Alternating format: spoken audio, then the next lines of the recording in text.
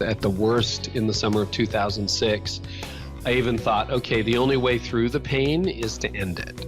Kerry is a pastor who had reached the end of his rope. He was considering suicide. And so I thought, I'm going to take my car really fast down the highway, hit a cement bridge, and my seatbelt won't be on, and that'll be the end. Oh, don't be a stranger. Won't you help me make it through today? Kerry Newhoff is our guest on this episode of GPS, God, People, Stories. I'm Phil Fleischman. And I'm Jim Kirkland. Kerry is a pastor, he's a podcaster, and also an author. And on this episode, he's going to share about the low point in his life when he went through a full-fledged burnout. But then he's also going to talk about how God lifted him out of that dark place.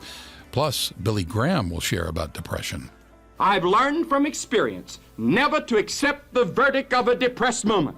Depression destroys your power to see your life in the right perspective. Seeing your life in the right perspective starts when you have a relationship with God's Son, Jesus Christ. You can learn more about that at findpeacewithgod.net. That's findpeacewithgod.net. Another website we'd encourage you to check out is billygraham.org. There's information there about how chaplains from the Billy Graham Rapid Response Team are ministering to people who were affected by Hurricane Florence. Again, you can learn more at billygraham.org. GPS. God, People, Stories. I probably made about 700 commitments to Christ in my teenage years because every time I sinned, which was pretty frequently, I recommitted my life to Christ. Kerry Newhoff grew up in a Christian home north of Toronto. He was a believer from a young age, but he drifted away a bit as a teenager. And I kind of realized by the time I was 21, 22 that the jig was up, that I was faking it probably more than I was being sincere about my faith. So I kind of made a decision that I was either going to follow Jesus or forget about it. But I didn't know how to make up my mind. So I made a deal with God. I said, I'm going to read the Bible and pray every day for 6 months. And it didn't take 6 months. As I reread the Bible, I realized these are the most true words I've ever read in my life. Recommitted my life to Christ, but had no idea that I would ever end up in ministry. That's because from the time he was a kid, Kerry wanted to be a lawyer.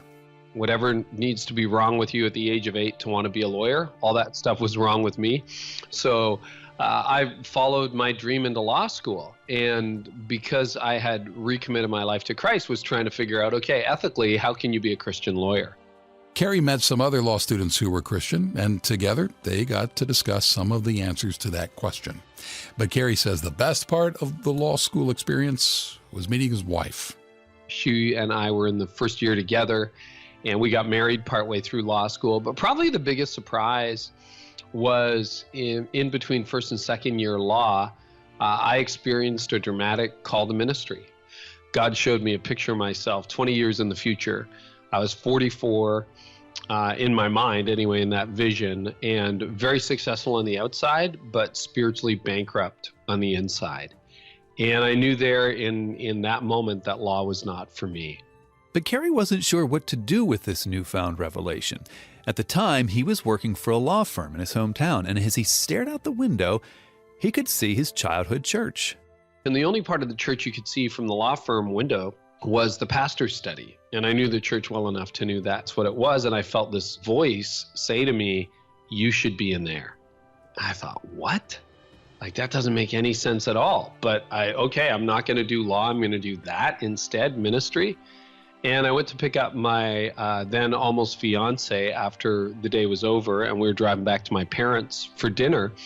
I didn't say a word to her about what had happened that day, and she said to me, hey, out of the blue, like totally out of the blue, you ever thought about going into ministry? and that started a dialogue, and that eventually led to seminary. And then Kerry became a circuit preacher at 3 small churches in Canada. Average attendance, I did the circuit on Sunday morning of 6, 14, and then the mega church was 23. So, and they hadn't grown in decades, literally. So by the grace of God, we just, started preaching the gospel and asking about purpose and mission, and we started attracting new people. And fast forward a few years, we amalgamated the 3 churches into one. So we saw a lot of people come to faith, a lot of people come to Christ. Although the churches were growing and everything seemed to be on the right track, Carey nevertheless was struggling on the inside. After a decade of leadership led me to a place of burnout. So in the summer of 2006, everything on the outside was the best it had ever been, but it felt like I fell off a cliff. And I moved into, in retrospect, what you could only call burnout, full-fledged burnout. When Carey burned out, even the simplest things became extremely difficult. For example, just writing an email might take him hours. He was also having trouble getting out of bed. And when it came to his ministry, he was going through a dangerous shift in his approach. I said to my wife, I said, you know what? I don't need people. That's fine. I'm done with people. I don't need friends. I don't need people. We'll go reach people on the weekend, but I'm not putting my heart out there anymore. I'd grown that cynical, because when you get hurt, right, it hurts. And I lived like that for, 6 months or a year. Basically, Carey was exhausted, physically, mentally, and spiritually. So I lost my passion. I lost my joy. I had no energy. I'd never been in a place like that. Like normally when you get tired, you're like, okay, I'm going to go to bed tonight. I'll be fine tomorrow.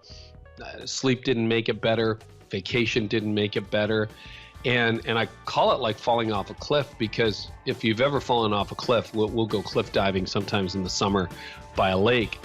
And he was happy with how the church was reaching out to help the family grow in their faith, too.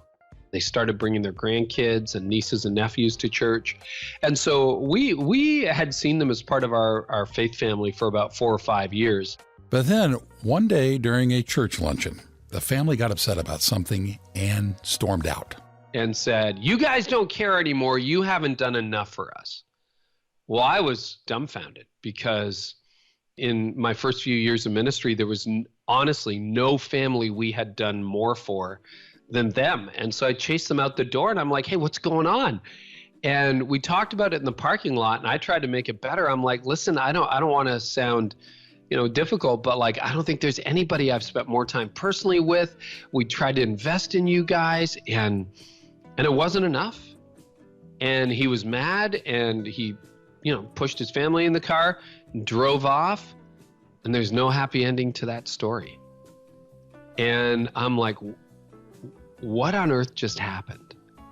And in that moment, I felt my heart really go dark for the first time. And what was even worse?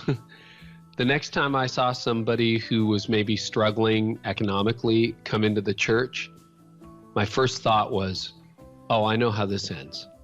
Of course, this incident wasn't the only thing that caused Carey's burnout. A few more experiences like this built up over the years and left him in a dangerous place in the summer of 2006. It got so bad at one point that Carey actually considered suicide. I even thought, okay, the only way through the pain